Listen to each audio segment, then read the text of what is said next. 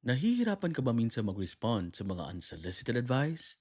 Panoorin mo ang video na ito. Lalo na kapag may tita ka mahilig magbigay ng advice kahit hindi mo naman hinihingi.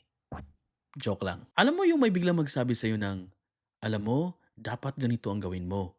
O kung ako sa'yo, dapat ganito, dapat ganyan.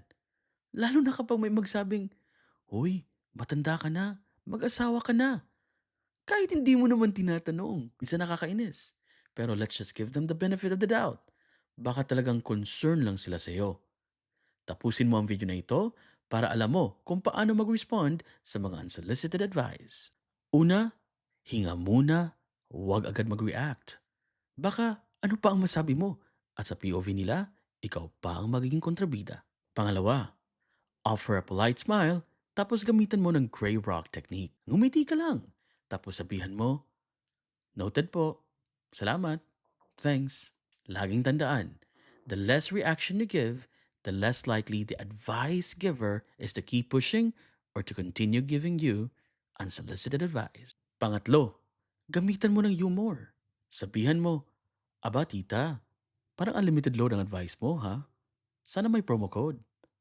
Or sabihan mo, ay, wait lang po. May waiting list na yung utak ko.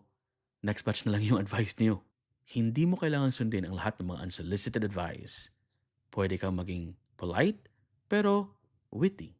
Ikaw, paano ka nag-respond sa mga unsolicited advice?